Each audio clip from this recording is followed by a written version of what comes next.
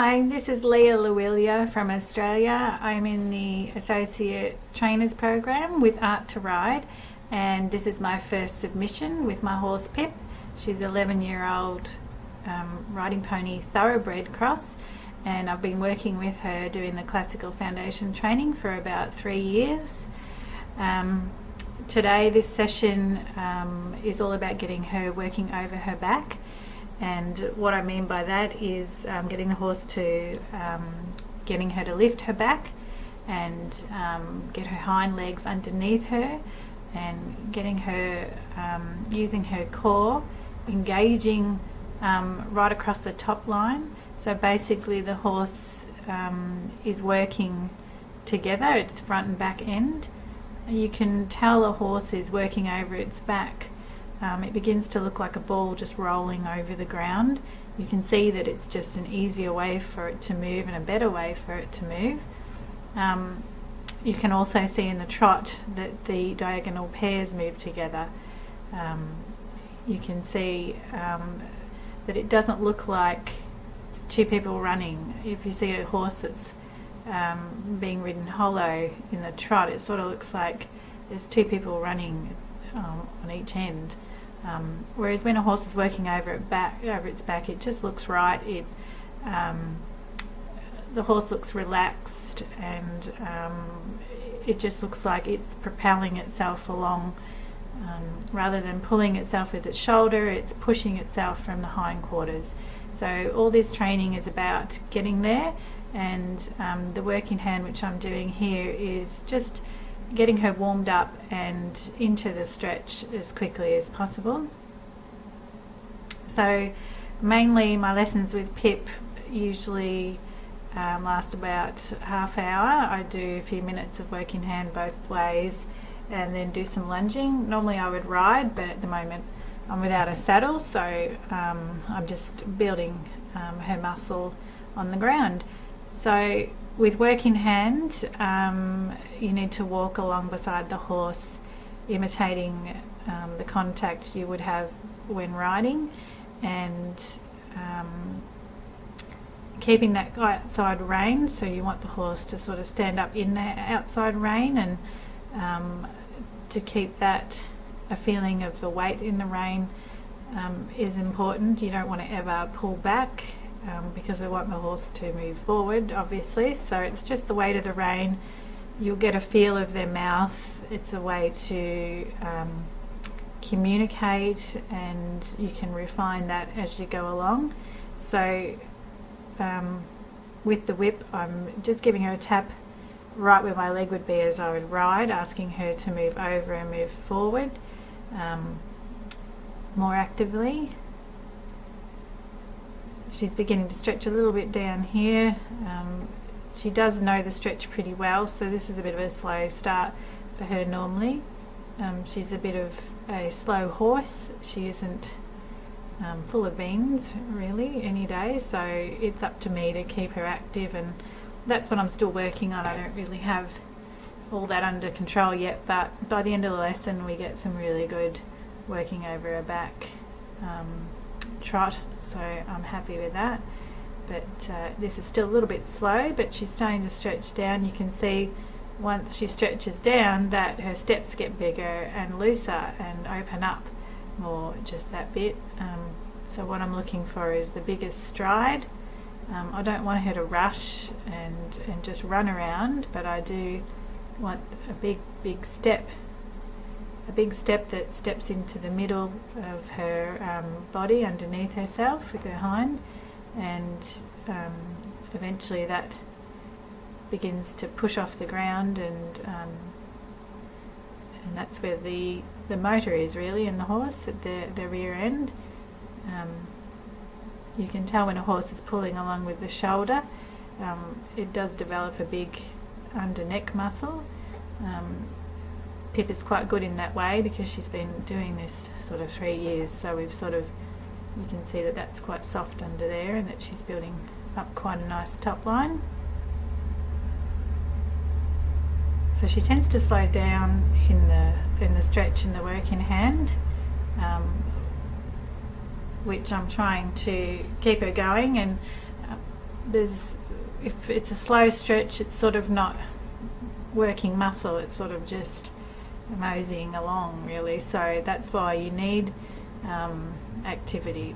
It has to be a rhythmic and a gymnastic movement to work a muscle. So just slowly creeping along isn't going to do much. At the beginning I didn't mind so much when she was learning what I wanted, but now I really have to ask more firmly for more out of her, because she's at a different level. Each horse is at a different level, so you know that how much to ask is important, that you always do want to push that little bit, but and reward them of course when they do. So I can't give her too many treats in between things here, which is a good idea with horses in working in the arena, so they get something out of it, but because otherwise she just tends to be way too focused on that and starts annoying me about it. So I give her some carrots at the end of the lesson, and she's happy with that. So you can see she did a little bit of a leg yield there. I tend to try leg yields with her going into the outside track, because that's where she tends to gravitate to, and to the fence, like all horses, so that makes it easier. I do find it a bit easier working out in the paddock with work in hand. It tends to be a little bit constrictive sometimes in the arena, as in the sand can be a little bit deep and I can walk faster myself on grass, and there's no fence for her to gravitate to, so I feel a little bit like I have more space to work in, I suppose. But I alternate between paddock and arena, and they both have their good points. So she's still a little bit slow here, but patience is the key, and the more you do it, the better it becomes. I'm happy just to get a few good steps or whatever it might be, a little bit of progress each session, and you're getting further and further to your goal that way, so I think that's a good thing. And I think this is where I stop, and no, it's not nearly finished, but I'm doing a few more circles in the work in hand. You can see there she gives Storm, the horse over the fence, a little bit of a scowl every time we go over there, so she doesn't want to go too close to him. Here I am trying to get her to yield over a little bit. She tends to slow down in the yield too, which tells me she's not as strong as she needs to be in her back. So it's really all about building that strength in that muscle up in her back so she can hold it up. Obviously if there's no muscle there, they can't use it, so that's why we're building muscle. And with the classical foundation training, it's about developing it step by step, and it's easy because it is simple steps, once you learn how to do it, it's just doing it basically, and the horse enjoys the stretch. It doesn't resist once you've taught it that's what you want it to do, so it becomes easy. You're not fighting with your horse, and the riding just becomes so much more enjoyable and a completely different feeling. So it's the best thing you can do for your horse and yourself. It keeps the horse safe as well, so it gives them balance, and therefore they don't trip as much, or if they do, they're balanced enough to correct themselves.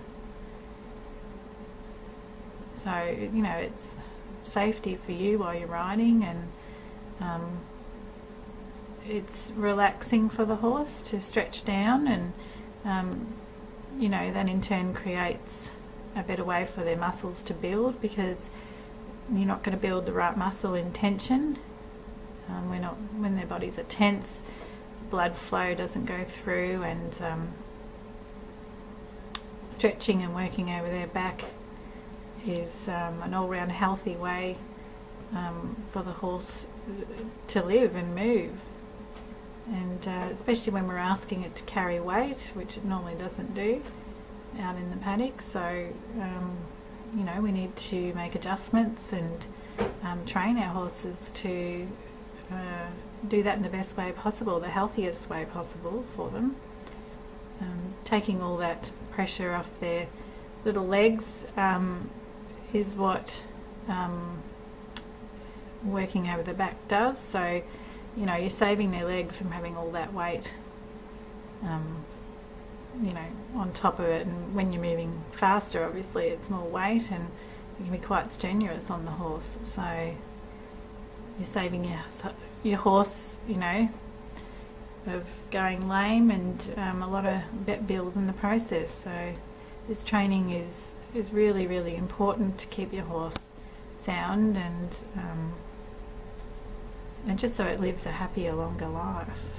And that's really all we want, is our horses to be happy and willing partners, and they are with this work, and so why would you do anything else? Hopefully lots more people come on board with it, because it's just so enjoyable to train your horse this way as well. It's, for me, I found it really relaxing as well for myself, because it was a slower way. You weren't getting on and, you know, cantering around and trying to bend your horse in corners and so forth, do figure eights and whatever.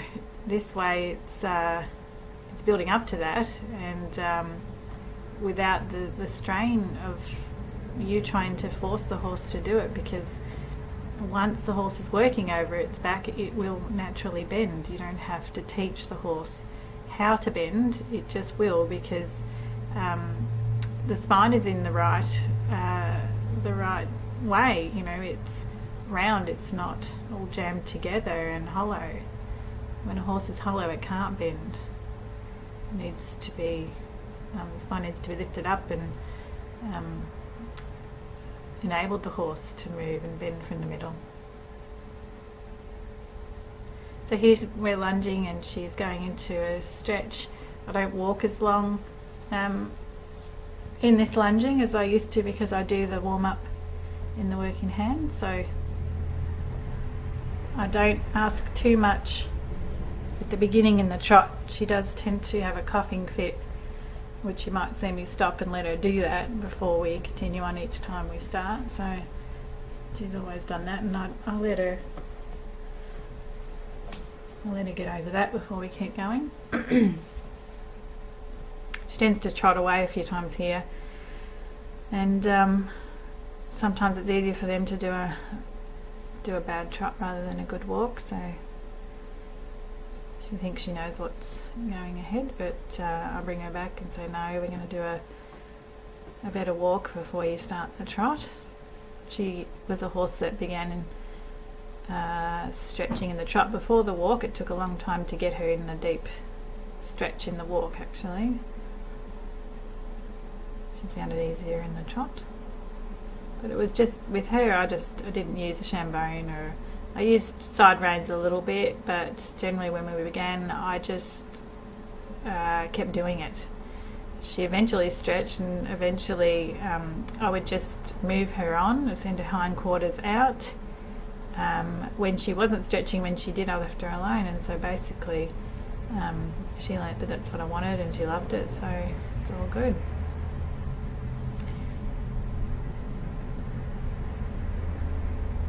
So I'm just not allowing her to trot off here, I just want her to stretch.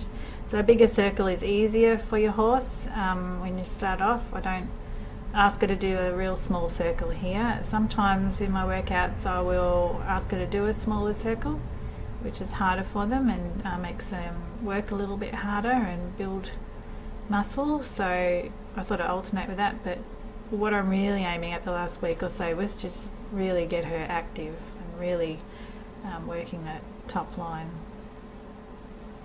Your goals tend to change,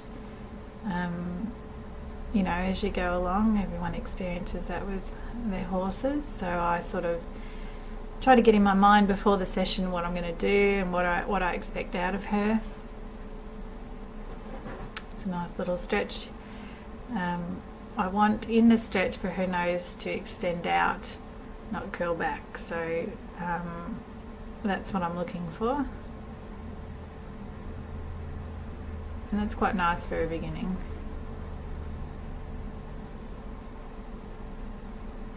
So also here I'm trying to keep the contact in the lunge line.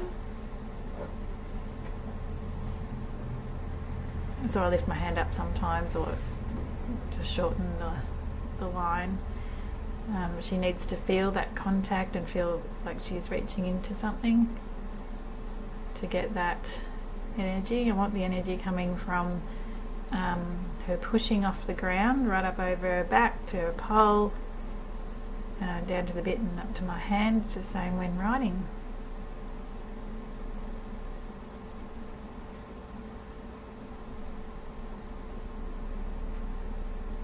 So it's really, with the classical foundation training,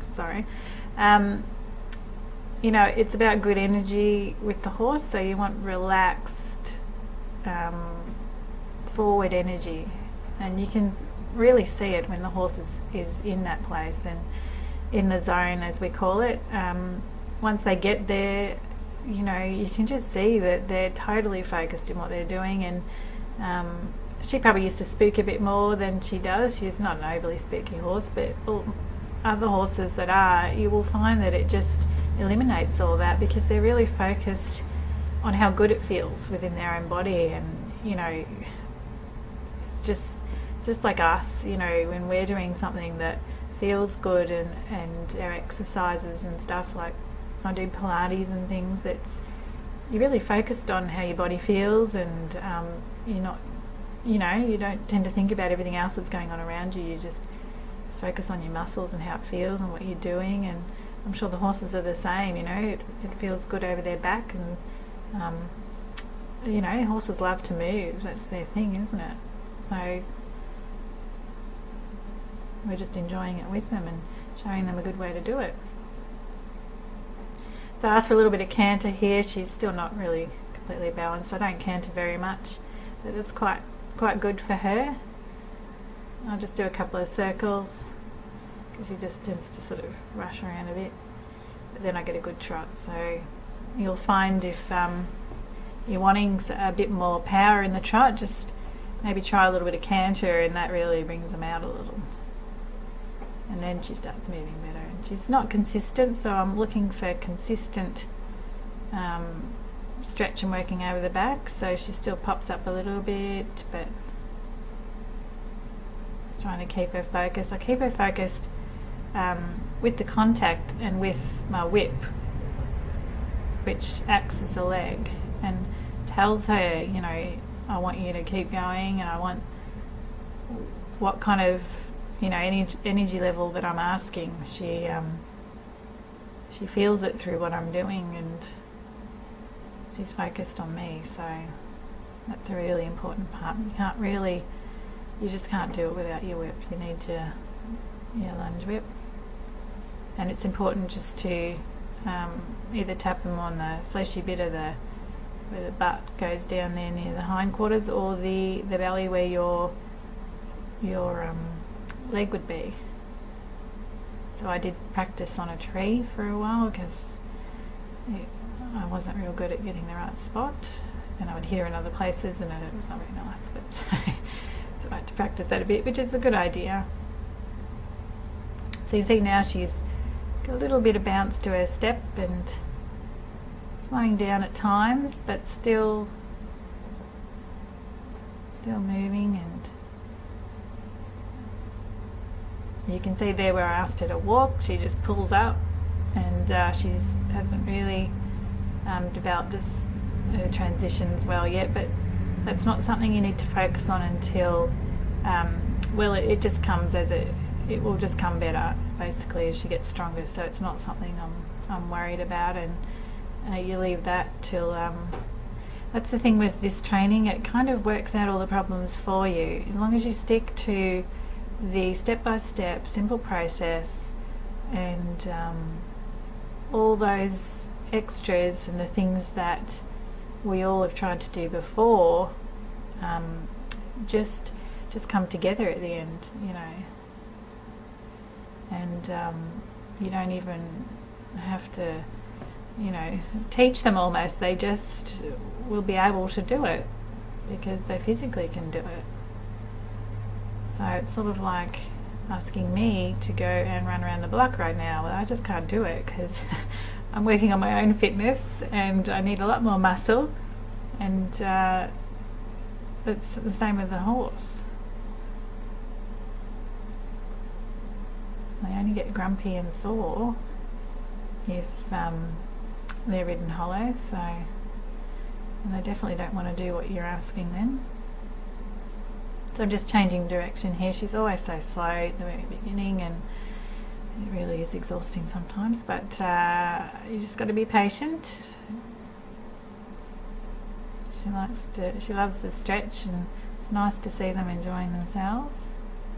But I ask her to keep going, please, because it's just too slow.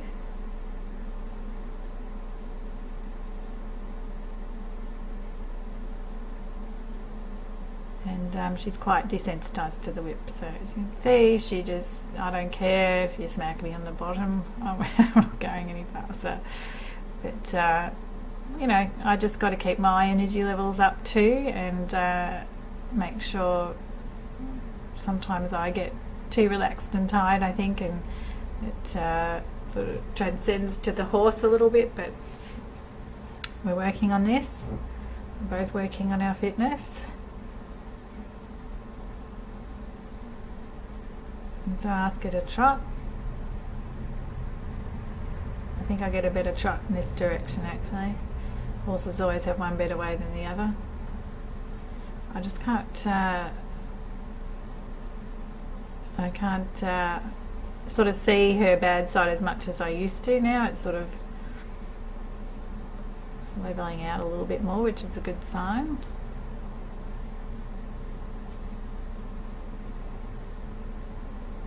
Still see how her hind legs are a little bit sticky in the sand, and how she sort of braces herself when her head comes out. She braces herself over that side because she's telling Storm to get away from the fence, and he's the other horse and he's not listening. But I'm just, when I'm lunging, I'm constantly watching her hindquarters to look for that circling of the hock, the point of the hock, and to see that little bit of push and bounce off the ground, to see sort of a loose movement, a free movement, and that sort of ball rolling over the ground. I'm looking for that rhythm, the consistency, which is what I'm slowly building up all the time. It can always get better. She's moving a lot more freer than she used to. So I ask her to canter.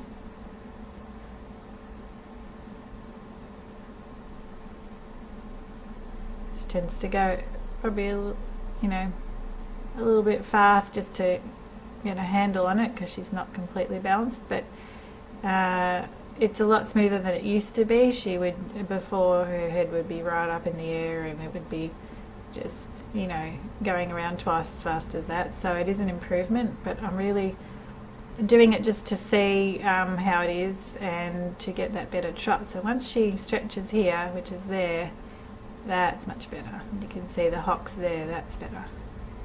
But she has to put her head up there. So she'll come around and stretch again, and that's better. You can see now it's got a little bit of bounce, starting to use herself, and it starts to float around. See, she's relaxed, and you can see the back muscles working if you look. You can see them moving if you look close enough. She's built up a lot over the wither too in the last 12 months. I just love seeing her happy in her work and knowing that I am doing the right thing for her is the best feeling. because she has Cushing's as well. It's extra important for me to keep her in top physical health, and this is the way to do it. It's the best training you can do for your horse. And so that's it. I ask her to just come back to a walk. She tends to just want to stop, so I just keep moving her on a little bit. She does forge too, so I know when she's not forging that she's using that extra energy and getting a better step. So that's it. So thanks for watching, and I hope I look forward to hearing everyone's comments and helpful advice, and I've really enjoyed doing it. Thank you.